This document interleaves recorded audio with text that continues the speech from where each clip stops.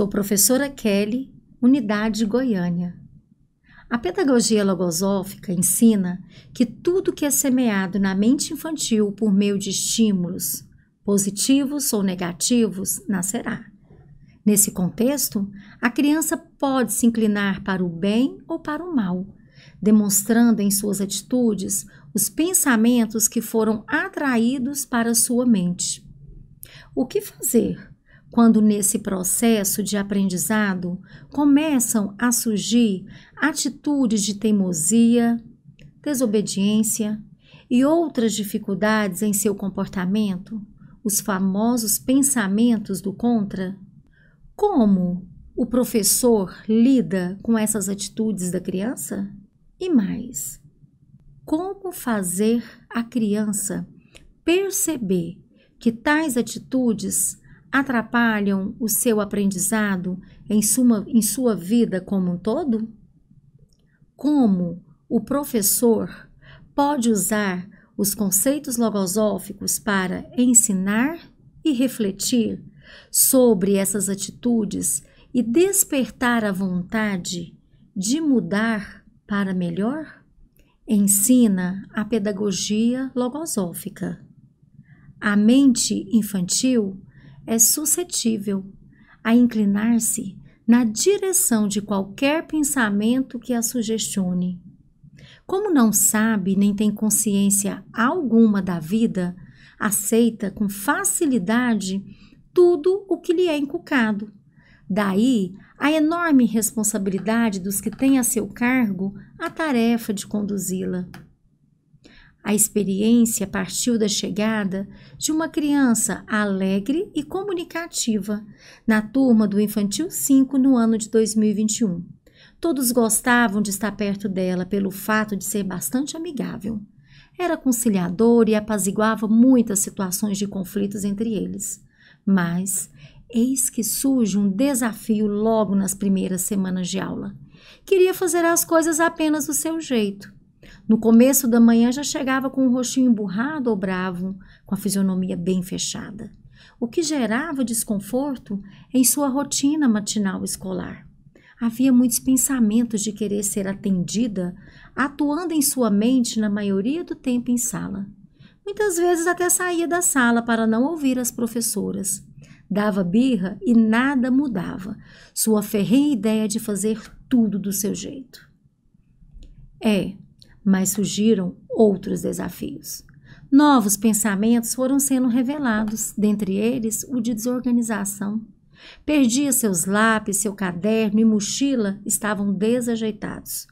Perdia muito tempo nas atividades do dia a dia por conta dessa desorganização e até mesmo pelas constantes desatenções. O grande desafio era aproximar dessa criança, lidar com seus pensamentos e também com as próprias movimentações internas do docente. Afinal, no momento de correção, podem surgir pensamentos de reação que podem interferir quando se busca uma atuação consciente, baseada no afeto e no respeito. Para despertar sua vontade em fazer o certo, foi explorado o projeto com a turma. Por que as formigas caminham juntas? Sempre com um olhar na criança, para que as atividades propiciassem a observação de si mesma e o esforço para ser melhor. Como objetivo foi pensado em levar a turma a perceber sobre a necessidade de organização, de trabalhar em equipe e de cultivar a colaboração. Esse era um grande desafio para a criança em questão. Foi criado um jogo de quebra-cabeça com a imagem de uma formiga. Em seguida, foram criados alguns questionamentos para levantar os conhecimentos prévios das crianças. Por que será que montamos a imagem de uma formiga? O que elas fazem? Como é o modo de vida delas? O que podemos aprender com esse processo da natureza criado por Deus, observando esse bichinho tão pequeno? Com o conhecimento logosófico, aprendemos que, na contemplação, observação, meditação e estudo de cada uma das maravilhas dessa criação, podemos assimilar a parte de essência que corresponde à nossa vida psíquica, ou seja, a vida de nosso espírito. Realizar uma pesquisa com as famílias sobre a organização das formigas e fizeram um cartaz.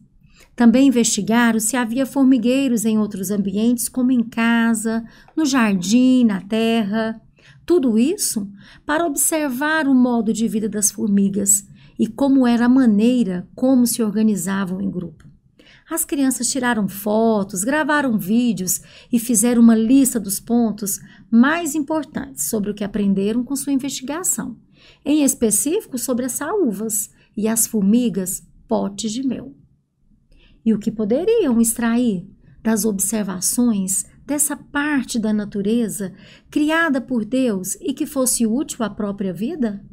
É claro que dentre tantas observações, mesmo reforçando com a turma, o foco era essa criança. Quanto ao querer se organizar e aprender a trabalhar em equipe, deixando de querer atender somente à sua vontade. Ficou claro que por meio do modo de vida das formigas, seria possível entender o pensamento do Criador, como inspiração ao cultivo da organização e do trabalho em equipe. Montamos um cartaz com a primeira atividade, que poderia nos ajudar a ser mais organizados, a rotina da turma registrada diariamente. Colocar a lancheira no suporte de lancheiras, retirar a tarefa de casa da pasta e entregar para as professoras ao chegar, colocar embaixo da mesa de atividades os estojos e a pasta. Na hora do lanche, como deve ser a organização da mesa? E no momento da tarefa, os lápis ficariam dentro do estojo ou eles ficariam espalhados pela mesa? As observações sobre si mesmas se estenderiam ao ambiente de casa. Cada criança recebeu um quadro para que pudesse registrar o que gostaria de melhorar, selecionando uma atitude por semana. Toda a turma, naturalmente, começou a perceber não só a importância de manter os próprios materiais em ordem, mas também o ambiente comum, sala de aula, banheiro. Ao ver papéis no chão do banheiro, algumas diziam que iriam colaborar, jogando na lixeira, mesmo que não tivessem sido eles que tivessem jogado. Ao término do projeto, quanta alegria foi experimentada por ver as primeiras sementes dando frutos na conduta daquela criança. Mostrava-se mais serena, mais organizada e predisposta a ouvir o que refletíamos com ela.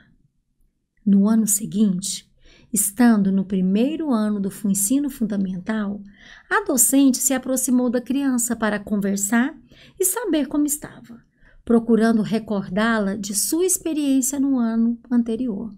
Ela disse: "Pro, eu acordo mais cedo que meus pais. Me levanto de fininho até dar o horário deles levantarem. Até lá, eu assisto um pouco de televisão e já me arrumo para o colégio." Ao se dirigirem até sua sala, ao ver seu caderno, ai que surpresa! Estava impecável. Letras uniformes, desenhos coloridos, tudo bem organizado. Ao conversar novamente com sua mãe, ela revelou que algumas vezes aquele pensamento voltava, mas que ela estava fazendo esforço para fazer o certo. Estava diferente. Seu modo de falar e agir não era o mesmo do ano anterior. Podemos comprovar que a pedagogia logosófica leva à observação consciente e com a força do afeto, o cultivo do respeito do docente e o amparo constante dos conhecimentos logosóficos. É possível sim colaborar, primeiro consigo mesmo, com suas conquistas como docente, e colaborar também com a formação integral da criança ao dar-lhe condições de identificar pensamentos em sua mente e se tornar gradativamente dona de sua casa mental, selecionando os melhores e vivendo experiências mais felizes na condução de sua vida presente e futura. Obrigada.